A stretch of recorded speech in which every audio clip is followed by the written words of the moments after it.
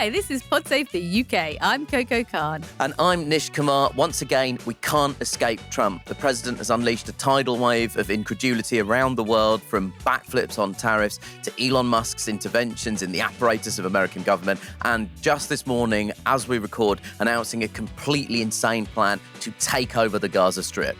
Absolutely insane, incoherent, and obviously terrifying. You know, in my naivety, I woke up really early this morning before the news was circulating and thought to myself, oh, great, on today's episode, we can talk about the Grammys or something nice like that. Do you know what I mean? Like, I was like, oh, there seems to be a natural pause in the devastating, horrifying news. No, there's no pause. There's not even time for us to make fun of Drake. That's how serious the situation is. And to discuss these waves of chaos and, back in the UK, the salacious allegations that his inner circle described Keir Starmer as an HR manager, we'll be joined by a very special guest, the newsagent Lewis Goodall. But let's start on this Gaza news. Here's President Trump announcing his plans. We'll understand if you skip the next 30 seconds, if you can't stand the sound of him. The U.S. will take over the Gaza Strip, and we will do a job with it, too.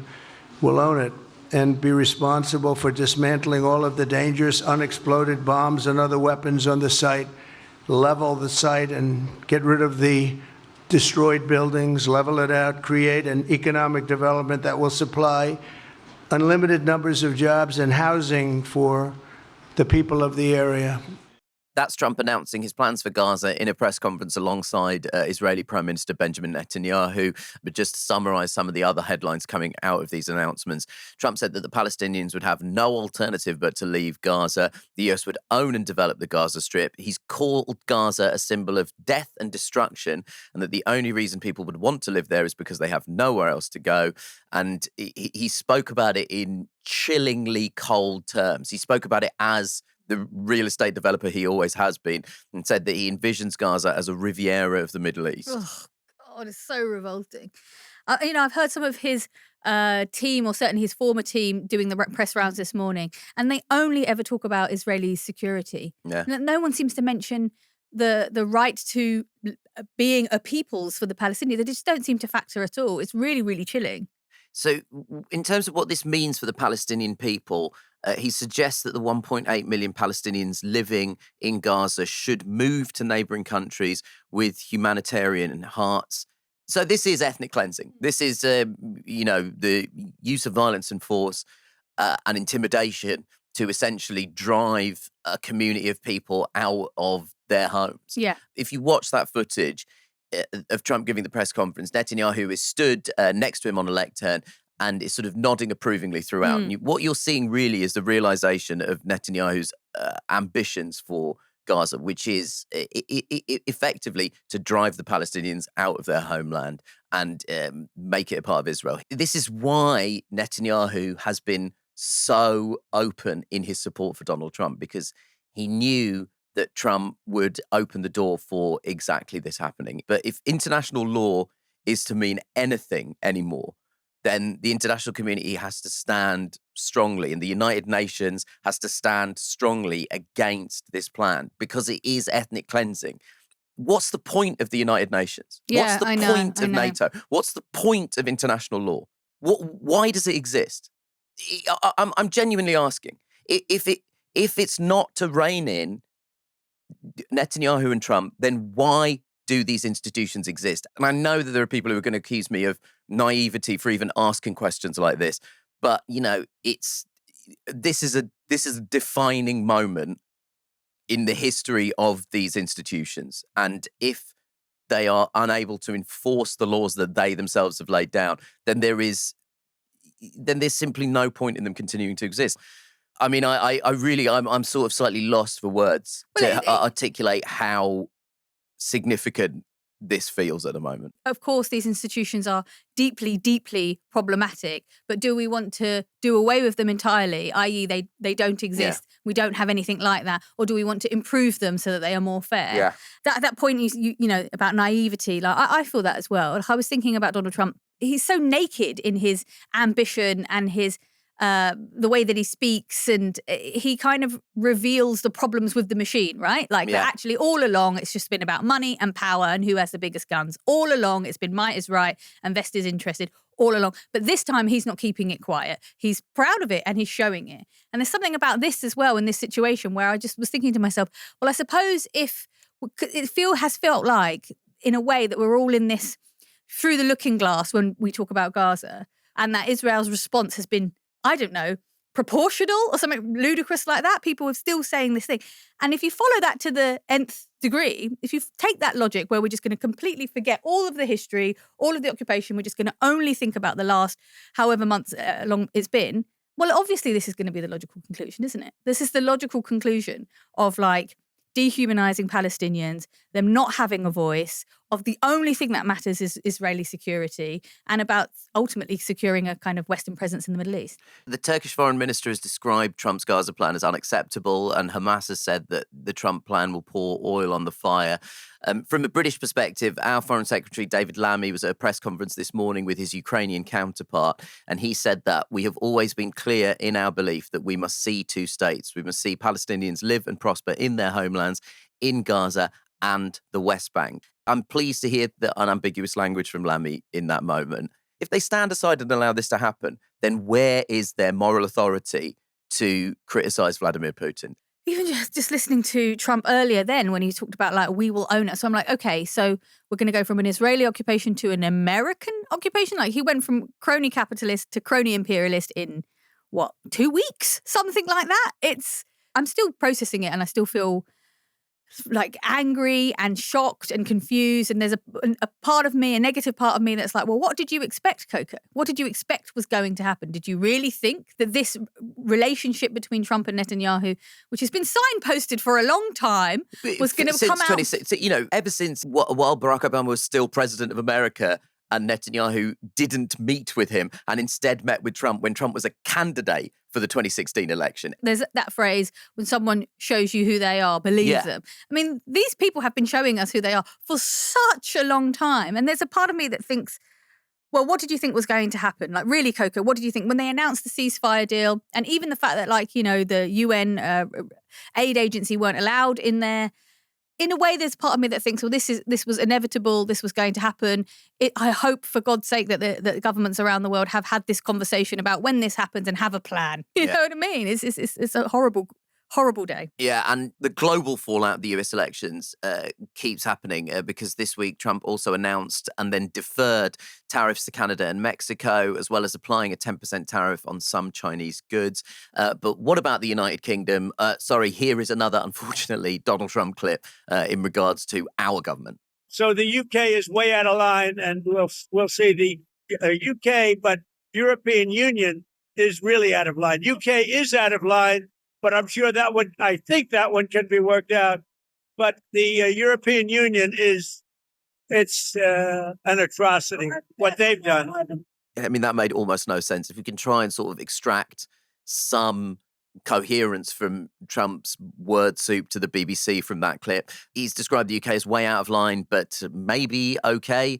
We don't seem to be directly in the firing line, but the EU, which seems to be very much firmly in his crosshairs, that's a hostility that also aligns with a lot of the tech companies that have been outright supporters of him because of some legislation the EU's trying to look at in terms of online safety. But anyway, that's a separate conversation.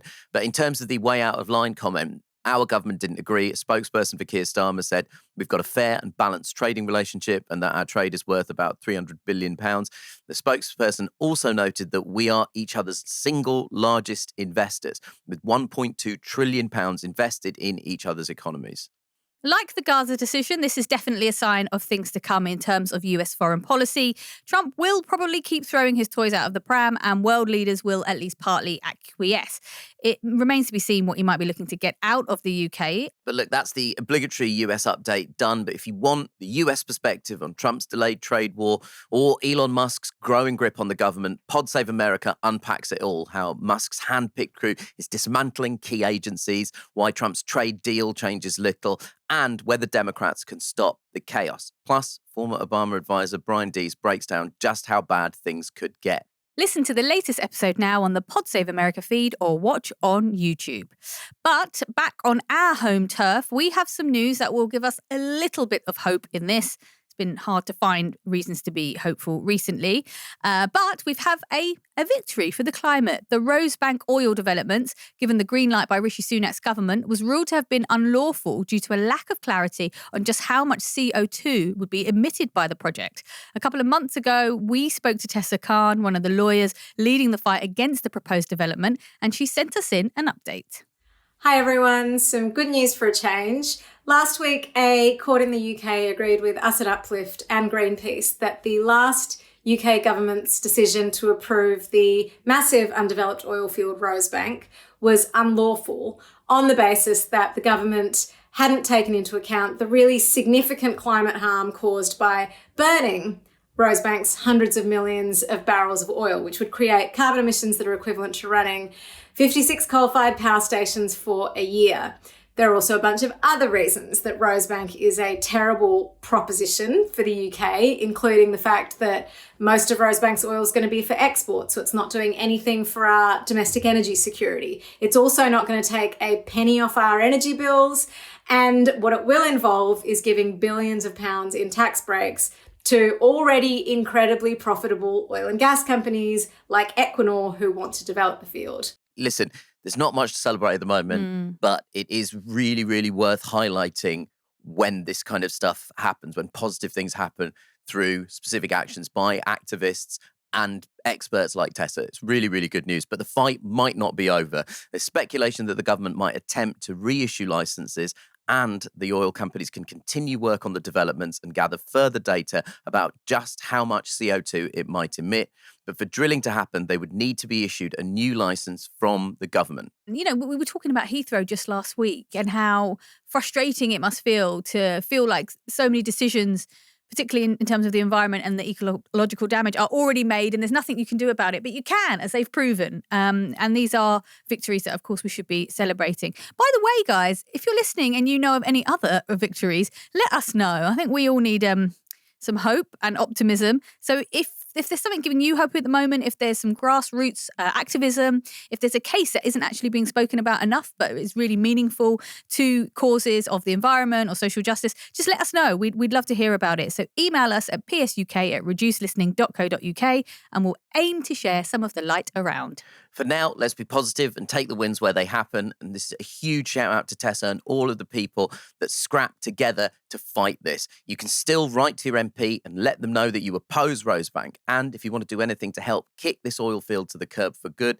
then head to the Stop Rosebank website. That's stoprosebank.org.uk. There's loads for you to get involved in. Now, after the break, we'll be chatting with the newsagent's Lewis Goodall about some damning Labour leaks from Keir Starmer's inner circle and the fallout from Trump.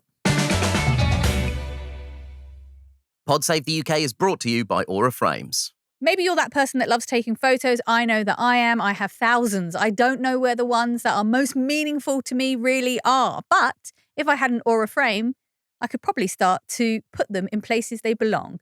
Up on the mantelpiece, in a bedroom, in a kitchen, where they can be seen by all. It was named the #1 digital picture frame by Wirecutter, and for a good reason. It's easy to set up and they have different frame options. You can quite literally send images from your phone to these frames and they're uploaded in a jiffy. They're displayed in beautiful LED, full colour. I've used it myself. I've given one to my mum.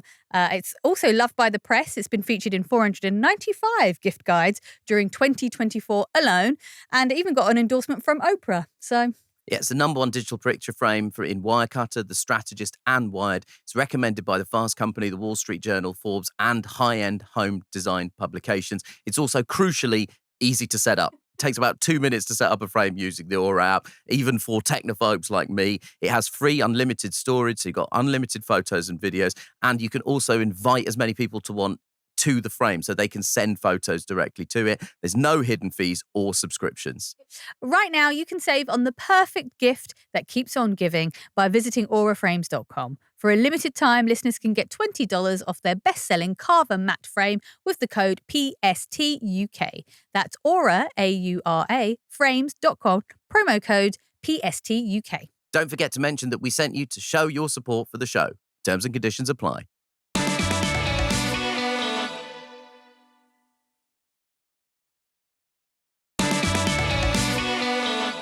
Now, it's been a tricky week for Keir Starmer. In between dealing with Trump and the EU, revelations from a new book, Get In, the inside story of Labour under Starmer, have put his leadership style into question. It claims that Tony Blair said he's too soft, not tough enough, inexperienced, and that the PM's chief of staff, Morgan McSweeney, described him as acting like a HR manager, not a leader. Now, is Keir from HR what the UK needs to reset our relationship with the EU? Is it enough to ward off strongman tactics from Trump? Or is he deluding himself? To set the record straight, we jumped on a call with Lewis Goodall, journalist, author, and co-host of the Newsagents podcast. Lewis Goodall, welcome to PodSave the UK. Well, it's my pleasure. It's nice to be on a proper show for once. That's extra funny, that quip, because for listeners of the podcast, you can't see that Lewis is talking to us from the Newsagents studio. It looks very, very professional. Me and Nish are at home. The bottom half of me is tracksuit bottoms. You've got it right. John Sopel, you do not know how much John Sopel would love to do everything from home. Honestly. Really? If he could do everything in his boxer shorts, he would. And frankly, sometimes he does.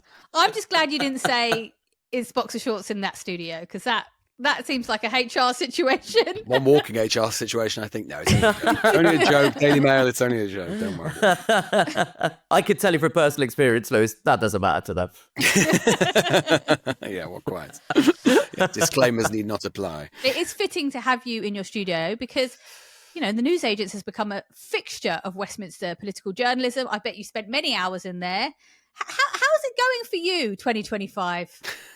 Well, today I started the day by because I was filling in for James O'Brien on LBC. So I spent 3 hours talking about the reordering of the international political order, redrawing of the Middle East map, and listening to a man, honestly, who, was actually Trump's ambassador to Israel in his first term, playing a clip, earnestly discussing whether or not Gaza should be called Gaza Largo or Mara Gaza. Oh my God.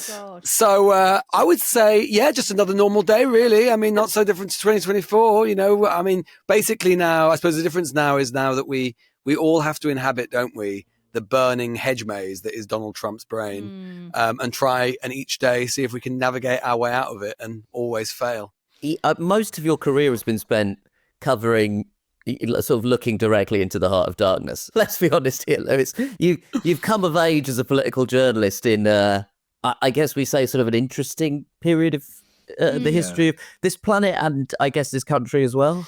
Yeah, I sometimes wonder, and I suppose I could, again, ask our boxer shorted friend John Sopel about this. I sort of wonder, what did political journalists what they do in 1999? They sort of they just say, are we going to join the Euro? No, we're not. Next. It's all very, very odd. I mean, and obviously that is a challenge, right? And particularly with Trump. And it's like putting back on a kind of particularly, I don't know, I keep sort of reaching for the kind of below the waist kind of metaphors, but it's like putting on. Well, you've correctly assessed the tone of our show, Lewis. Yeah, exactly. Correct, yeah, it's just an instinct. It's like wearing a particularly sort of comfortable pair of trunks that you haven't worn for a long time or whatever it is. It's like, okay, right. Oh, this is the sort of muscle memory you need, right, for Trump, right? This is what it's like. It's like you've got to try each and every day to try and differentiate what matters and what doesn't matter and try and raise the kind of hysterical bar, right? Because the problem is, this is his great genius, right? His great genius is that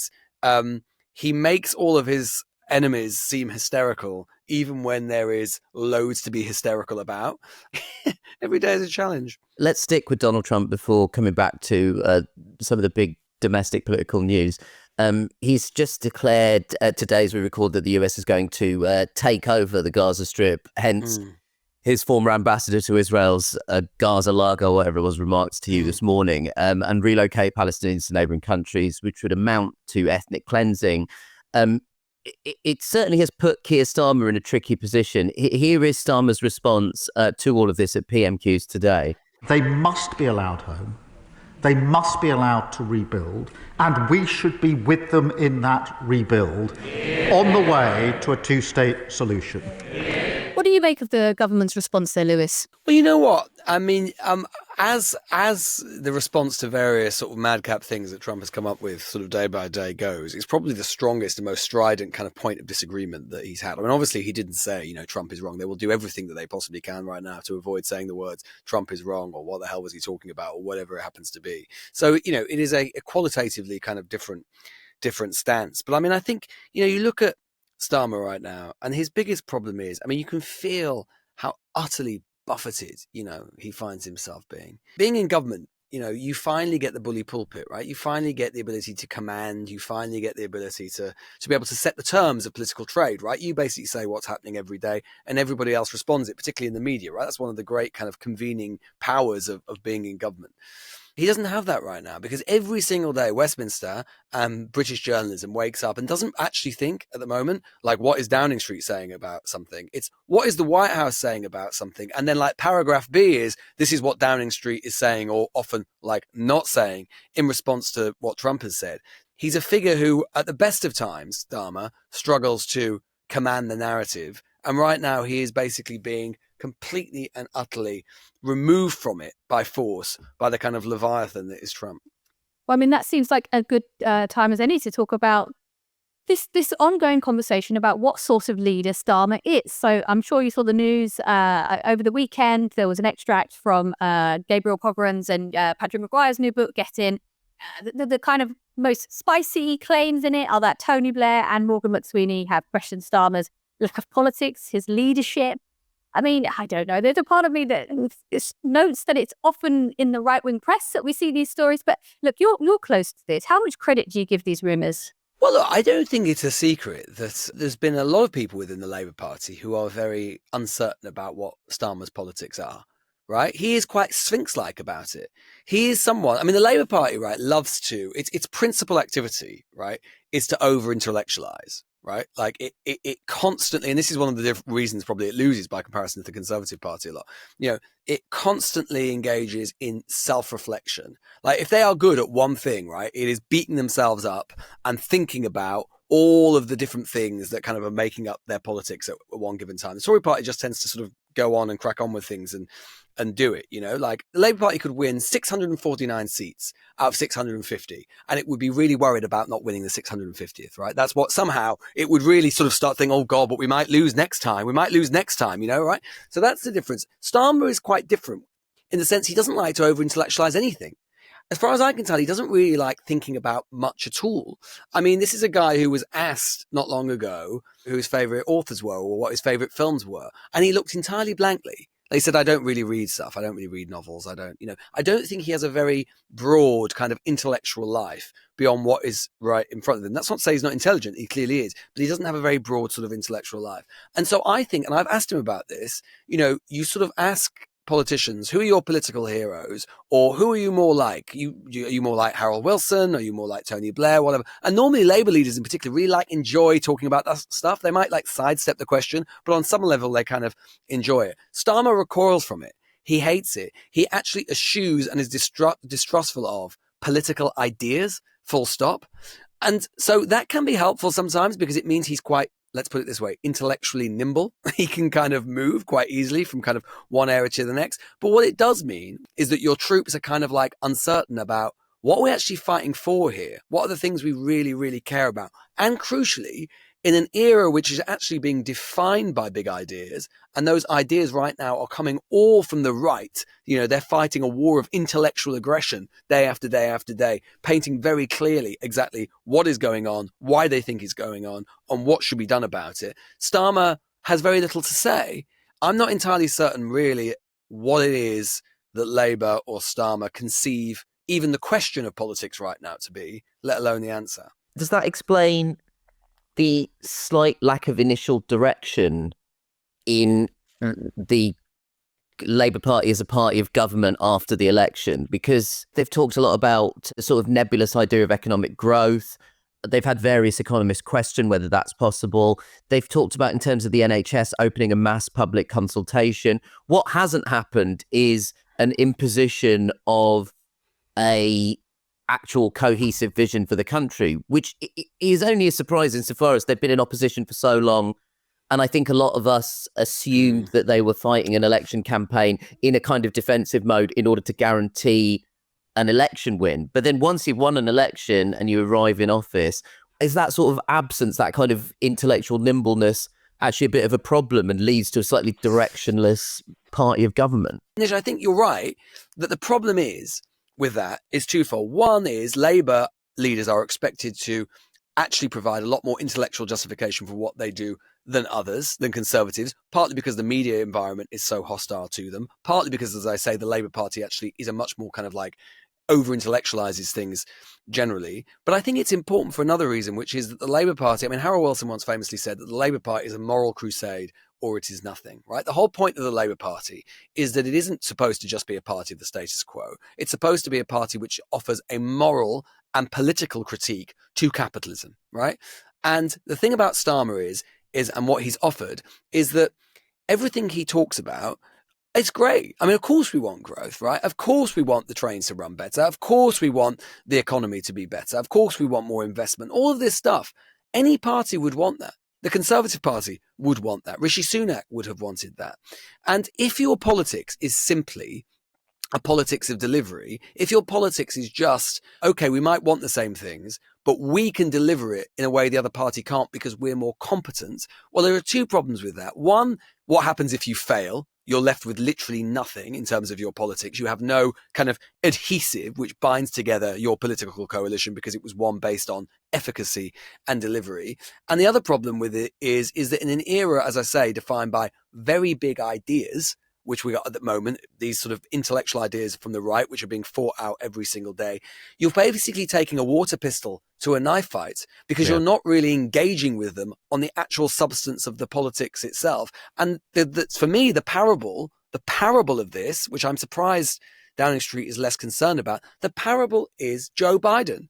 Joe Biden, who actually did deliver quite a lot, was overwhelmed by the intellectual force of the attacks from the right because he was unable or unwilling to communicate exactly what he was doing. So you can make, and I think in the era of the smartphone that we're in, and the era where, and I don't like saying this, but vibes are basically dominant in politics, I think you could deliver all of the things that Starmer says he wants to deliver and still lose because people actually are more likely to recognize what they see digitally on their phones than the stuff in their actual lives around them. That's the kind of weird sort of meta-reality, political reality we're living in.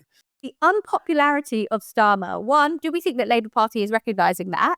And two, do we put some of that at this problem of no theory for change, no political ideology? Let's assume for a moment that reform is actually going to be the main threat to Labour, or the sort of where the main oppositional energy is. It's certainly true that they're defining the terms of trade for sure. I'm not clear what Labour thinks, whether they're willing to articulate what the clear difference is in terms of how they see society as opposed to reform. Now, I think I know what they think privately, but what sort of society is it that they want to defend? Is it the liberal society? Is it the multicultural society? Is it a society which, traditionally for a Labour Party would have been based on equality and fairness? Now, that would be a very clear dividing line in terms of equality between Farage and so on, but it's not something they talk about. What at the moment Labour, I think, is lacking is what you really need in politics, which is the normative part of politics. What ought to be, not just growth. So growth is a good example. Yeah, you want growth. What sort of growth do you want? Who do you want to favour most? Is it everybody? Is it the poorest? These are the sort of central questions of Labourism, which go down the ages. And right now, it seems to me that Labour is defined by a kind of a politics of nice things, that basically they just want everything to be somewhat better. Everyone wants that. But in a society and a politics which is increasingly about dividing lines, and it's about having arguments about who your people are and who your people are not, and which issues you care about and which you don't, it just feels to me like Labour at the moment just fail to articulate that clear sense. I think that is a prerequisite to political success. Well, I suppose as well that far right strand have made a really good case of saying it's not possible for everyone to have nice things. It's, some people will, some people won't. That's the natural order of things. And really, it's just about choosing the winning side. Do you think that if they were to ever get in charge, they would just self-implode? Or what do you think's next for reform? look, there is not a great history of kind of populist forces when they take office. I mean, usually actually engaging with the realities of governing and with the trade-offs that are inherent in governing doesn't usually go well. They're very good at critique and they're very good at throwing in grenades from the outside. They struggle. I mean, Trump was the best example of that. He has oppositional energy. That's the thing on which he thrives. But in terms of what's next for them, look, for Farage, I mean, the one thing that Starmer has got on his side, the real trump card, as it were, is time. He's got time, right? He has got, theoretically, if Starmer wants to push this parliament to its maximal extent, he will have seen the Trump presidency come and go. We'll have a new president by July 2029, right? Lest there's been some absolute, well, if we don't, then America's not a democracy anymore. So we can't put that entirely to one side. I keep on feeling the need to caveat when people say stuff like that with "we hope." We hope. We hope. All being well. All being well. If the constitutional niceties are observed, then all being well, we should have a different president. That if is getting bigger by the minute. Well, as Elon Musk starts trawling through federal employees' emails, that if starts to get bigger. I kind of feel like we may end up in the sort of Futurama situation where we actually have President Nixon's head in a jar, just as president by that point, or Trump's. But yeah, all being well.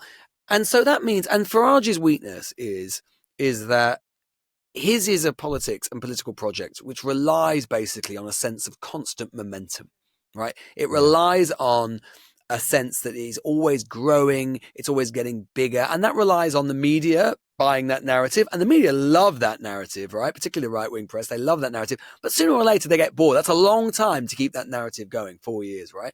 All they need is a few bad performances or a by-election which goes wrong, and suddenly that narrative changes. And because what they don't have is a actual base right now. They don't have a governing base. Like in the old days, ironically enough, they had the European Parliament, right? They had the European Parliament, which gave them an operating base. They won't have that. They may have that in Wales and maybe in Scotland after the elections of 2026. But I think 2026 will be the key moment for them because they will have to do well, and I think really well, both in Wales and in Scotland in the devolved elections of that year, in order to give them a springboard for the rest of the Parliament.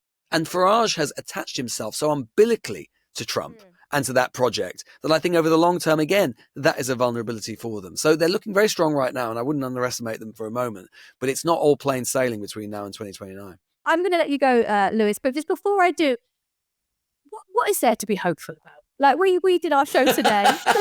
Genuinely, we did our show today, and finally, what reason to get out of bed in the morning? Like thinking about the politics of Britain and the world, where do we find the green shoots of change that can make certainly our progressive audience feel like, you know what, there's plenty to play for, let's keep going? I think in terms of progressives, something that I really hate, and I see it online all the time, particularly on things like Blue Sky now. The thing that I think is actually unforgivable is when people say, you're reporting on something and you're saying something, and people say, I don't want to hear it. I don't want to hear it. I don't want to see it. It's too depressing, or I don't want to hear from these particular voices who are saying completely the opposite. It's almost like people want to pretend that this stuff isn't happening, right? I can understand it in one sense. I know things can seem really depressing and relentless, and I get it. Believe me, I get the relentless element of it. But I'm afraid we don't get to just kind of remove ourselves or sidestep from the historical and political moment we're living in. I know we all think, oh God, I wish we were back in 1998, 1999, but that's gone. That political world is gone. And the only way that we, bend the arc of history back to something that we might prefer is if we engage with it properly and we engage with the reality of the moment that we're living in. So I think there is to be hopeful about is that there are millions and millions and millions of people out there who actively reject so much of many of the things that are going on. It was a bit of a shit sandwich there, wasn't it, though? I mean, I also was to be hopeful about, and there is stuff, but okay, that's great. Thanks, Lewis. Hey, what do you want from me? Hey, well, maybe there's going to be loads of beachside properties in Gaza. I mean, who knows? It's a great time if you're a Middle East beachside property developer. Yeah, great.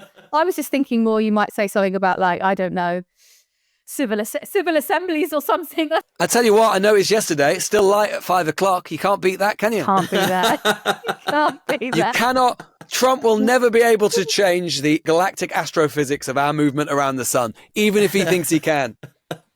Good luck with that, Don. I can. Yeah, I can. You just watch. What a note to end on. Lewis Goodall, thank you so much for joining us on Pod Save the UK. And of course, you can catch more of Lewis on the Newsagents podcast. Pod Save the UK is brought to you by Shopify. That's the sound of another sale on Shopify, the all-in-one commerce platform to start, run, and grow your own business. Shopify is the commerce platform that's revolutionizing millions of businesses worldwide. So whether you're selling cactuses, stilettos, or very rare vinyls, Shopify simplifies selling online and in person so you can successfully grow your business. Covering all your sales channels from a shop-front-ready POS system to an all-in-one e-commerce platform, Shopify even gets you selling across social media marketplaces like Facebook, Instagram, and TikTok. It's full of the industry-leading tools which are ready to ignite your growth. Shopify gives you complete control over your business and your brand without learning new skills in design or coding. And thanks to award-winning help and with an extensive business course library, Shopify is ready to support your business with success every step of the way. What's lovely about Shopify is that no matter how big you want to grow, Shopify will be there to empower you with the confidence and control to take your business to the next level. It's time to get serious about selling and get Shopify today. This is Possibility, powered by Shopify. Sign up for a £1 per month trial at shopify.co.uk/podsavetheuk, all lowercase. Go to shopify.co.uk/podsavetheuk to take your business to the next level today. Shopify.co.uk/podsavetheuk.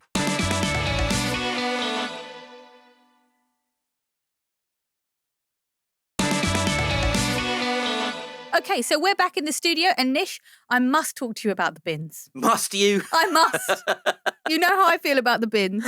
I just think, if I may have a moment to just be really deep about bins, don't you think it's amazing? Collective sanitation. Yeah. What an unbelievably amazing thing that we did. We all got together as a society and we decided, let's just clean this up. Yeah. Otherwise, before, you just threw your shit on the street. Yeah. Disgusting.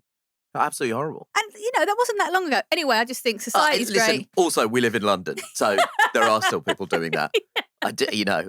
I'm not sure anyone who lives in a major city doesn't, at some point in the day, go, what on earth is the backstory to you just dumping a full soup on the floor and leaving it? Why did you think that was an acceptable thing to do in a public street? It's really weird. So I was listening to, because I sometimes listen to bin-based content. It's a big part of my background. I've always wondered if it's like a particularly British thing to have an obsession with the bins. I don't know. I actually don't know if that's the case. I think everybody's pretty obsessed with their bins. Anyway, this has gone a bit deeper. But I was listening to a podcast about the bins and about how British people uniquely are a bit obstinate about bins. In other parts of the world, people are happy to have 7 bins and recycle, but there seems to be something about the British who are, I'm not having extra bins. You can't stop me. I'm going to put everything in one bag. That's it. That's my right as a Brit. Most of us have between 2 and 3 bins. Basically, most of us now have a bin that's a bin, then we have a recycling bin, and then we have like a food waste bin. I've got a bin for batteries, bruv. You've got a bin for batteries? Yeah, well, it's just a bag that I leave on top of the bin. Anyway. Oh, really? Yeah, it's a service that my council offers. This is really boring. This is so boring. I have to take my batteries to Sainsbury's and dispose of them in a special batteries bin in a Sainsbury's. Yeah, I know. But look, look what the state could do for you. It could help you. Anyway, the reason we're talking about the bins is that Bristol is bidding to become the first council in England to move to a 4-week black bin collection cycle. So that means they're not talking about the recycling bin, the green bin, that will be collected more. But the black bin, which is the stuff that tends to go to landfill or be incinerated, is meant to be full of stuff that you can't recycle, but in reality often is full of stuff you can recycle. So that will be picked up every 4 weeks. It's caused a massive fuss in Bristol. And Labour are taking advantage. It's been Labour who are behind a petition to get this policy overturned. It's still in consultation stage anyway. It's been national news. It's been an interesting thing to see progressives online who, the Greens picked up a lot of progressive support. Massively, yeah. Hugely, especially under the under 40s. It's been interesting to see those people online being like, oh, please, no, stop it. This is not the hill to die on, Greens, please. It's been really fascinating to see. So I think this is probably a big test for them. What are you? You 4-week, 2-week bin? What sort of bin guy are you? Well, obviously, my instinct is we should collect the bins as often as possible. That's obviously my initial instinct. But as like the number of things you use in your house becomes more recyclable, you know, as kind of plastic waste becomes recyclable. And I know that there are question marks about what actually happens with that plastic recycling. But as that sort of stuff starts to happen, you would think, oh yeah, the amount of stuff you put in your bin should decrease. So in theory, you're like, in theory, it shouldn't be a problem, right?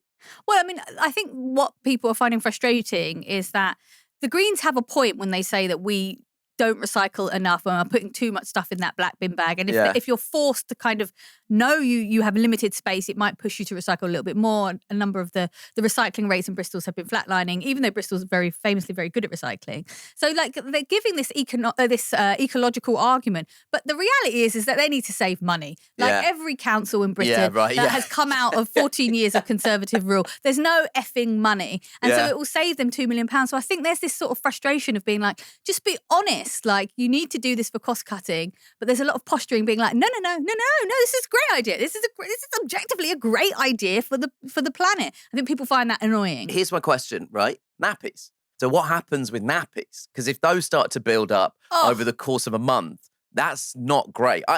Listen, I know that children's feces is not as disgusting as adult feces, and I only know this because my nephew took a dump on my hand earlier this year, right? But like, so I'm, as a non-parent, you can sometimes not be aware of his buttocks uncovered. I was in carrying your him, and he just decided to unload. Like, what can you do? He's 14 months old. Respect to the general, but like 4 weeks of nappies building up would be gross, right? I mean, yeah, definitely, and I think there are questions to be answered about if this does go ahead, what will happen? Will there be specialist nappy collections, for example? Because you're right, there is just stuff, human shit, that needs special treatment and needs more regular treatment. Look, I think it's a really difficult position for progressives when they come in to power, because they obviously make promises about like, we're going to be the anti-austerity candidates, or we're going to roll back some of the cuts. But fundamentally, if from Westminster there is not money going to those councils, and there's just going to be more cuts coming down the line. We've talked about this before in our previous episode about councils. And so like, I do understand that the Greens are in this really, really difficult position. There is a part of me that is fascinated with this, because obviously Labour want to win Bristol back. It's been a seat for them for a long time.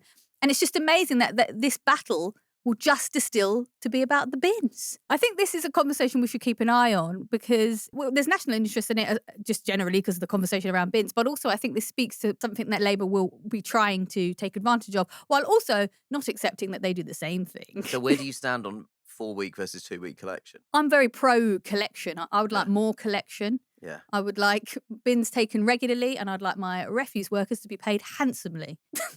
That's fantastic. Yeah, that's my take on it, yeah. But anyway, Nish, I heard you had a funny encounter with a listener over the weekend. It was a job application that I have never received before. I don't employ people, so it's quite surprising to get a job application, but it was also delivered in a way that I have not really anticipated. I've a varied career and an interesting life, Coco. I'm very blessed in the way that my career has worked out. One of the things I could not have foreseen is that I'm occasionally a DJ/hype man for James Acaster when he is DJing. And you're very good. Yes. So on Saturday, I was in East London in my sort of capacity as stand-up comedian James Acaster. Happy Mondays. Yeah, sort of Bez, Flavor Flav energy.